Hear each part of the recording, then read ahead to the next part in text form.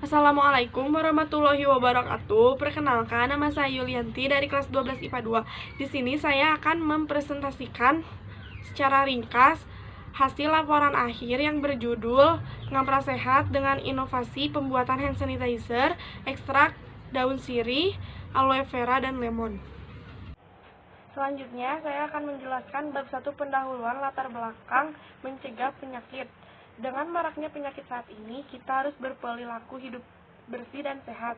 Karena itu, merupakan upaya untuk mencegah berbagai penyakit, termasuk salah satunya penyakit COVID-19. Dengan begitu, maka mencuci tangan sangatlah penting. Untuk itu, upaya menyediakan sabun cuci tangan dengan inovatif sangat diperlukan hand sanitizer. Selanjutnya, bab 2 kajian teori. Pengertian hand sanitizer. Hand sanitizer merupakan pembersih tangan berbentuk gel yang berguna untuk membersihkan atau menghilangkan kuman pada tangan yang mengandung bahan aktif alkohol 60%. Bahan baku. Yang pertama, aloe vera. Tanaman ini dapat dimanfaatkan sebagai tanaman hias yang biasa ditanam di pekarangan rumah dan digunakan sebagai penyubur rambut. Yang kedua, daun sirih. Sirih adalah tanaman asli Indonesia yang tumbuh merambat atau bersandar pada batang pohon lain. Sebagai budaya, daun dan buahnya bisa dikunyah bersama gambir, pinang, tembakau, atau kafur. Morfologi. Yang pertama, ada akar. Akar dari tanaman ini terlihat tumbuh merambat ataupun merayap dan mempunyai banyak sekali tunas baru yang akan tumbuh di bagian akar. Yang kedua, batang. Batang tanaman ini berbentuk bundar memanjang, batangnya bisa mencapai sekitar 5-15 meter. Bunga. Bunga dari tanaman sirih ini termasuk juga dalam jenis bunga majemuk, yang mana biji-bijian tersebut berdiri sendiri dan berada di ujung cabang. 4. Daun. Daun tanaman sirih ini berbentuk oval atau bulat telur yang mempunyai warna hijau muda sampai hijau tua. Buah. Buah tanaman ini berbentuk seperti halnya bentuk telur yang mempunyai ukuran kecil-kecil. Selain itu, pada bagian dalam dari buahnya berbentuk bulat pipih biji dengan warna hitam. Kandungan kimia. Daun sirih memiliki beberapa kandungan kimia antara lain saponin flavonoid, polifenol, dan minyak atsiri. Lemon citrus. Lemon citrus merupakan tanaman yang kaya akan kandungan vitamin C-nya. Lemon ini lebih kenal di masyarakat pedesaan dengan nama jeruk koproksoe. Morfologi tanaman lemon. Akar. Akar tunggang akar yang dimiliki oleh tanaman lemon dikarenakan termasuk dalam tanaman dikotil. Batang. Batang dari tanaman lemon adalah batang yang berkayu. Terdapat duri pada batang dan ranting pohon yang cukup panjang, namun tidak begitu rapat jaraknya. Daun. Daun dari tanaman lemon bertepi rata dengan pangkalnya agak meruncing, bentuknya lonjong, berseling, serta termasuk daun tunggal. Bunga. Bunga tanaman lemon tumbuh di ketiak daun bertangkai segitiga dan termasuk bunga yang majemuk. Buah-buah dari lemon memiliki warna kuning tua dengan daging tebal serta permukaan kulitnya yang mengkilap. Kandungan kimia rata-rata dalam 100 gram sari buah lemon. Selanjutnya ada metode ekstraksi dan maserasi. Ekstraksi adalah pemisahan zat target dan zat yang tidak berguna, di mana teknik pemisahan berdasarkan perbedaan distribusi zat terlarut antara dua pelarut atau lebih saling bercampur.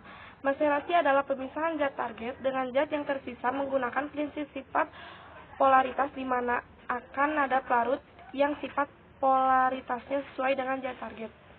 Selanjutnya ada pengukuran. Yang pertama, pH hand sanitizer. Untuk mengetahui asam basanya terhadap hand sanitizer, setelah diteliti, hand sanitizer yang peneliti buat yaitu menunjukkan level 4 yang merupakan hand sanitizer tersebut asam. Yang kedua, suhu hand sanitizer. Pada hand sanitizer tersebut tentunya harus diukur suhunya menggunakan termometer kaca.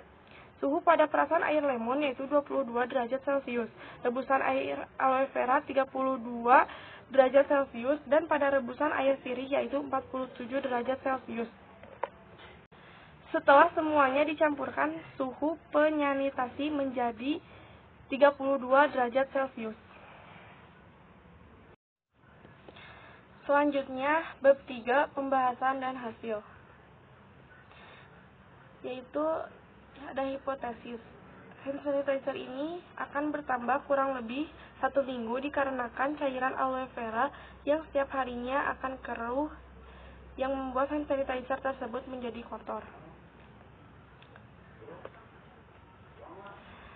Selanjutnya ada hasil, manajemen pemasaran atau marketing mix produk hand sanitizer.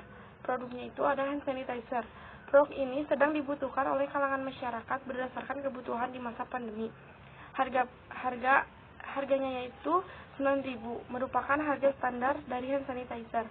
Promosi ini melalui media sosial. Tempat penjualannya itu melalui aplikasi yaitu Instagram dan WhatsApp.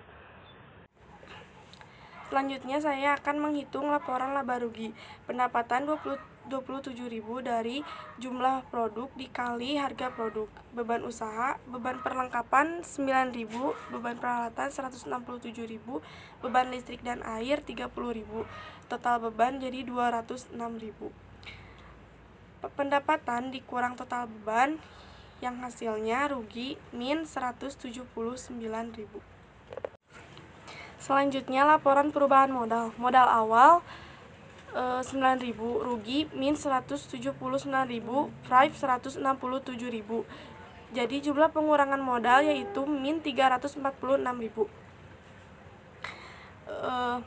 Modal awal dikurang pengurangan modal yaitu min 337.000. Selanjutnya saya akan menghitung laporan neraca. Aktiva kas min 179.000, perlengkapan 9.000, peralatan 167.000, yang jumlah aktivanya menjadi min 3.000. Modal akhir 337.000 dikurang jumlah aktiva min 3.000, yang hasilnya 334.000 sebagai utang usaha. Utang usaha ditambah modal akhir yaitu hasilnya min 3.000, yang jumlah aktiva dan jumlah utang ditambah modal hasilnya harus sama.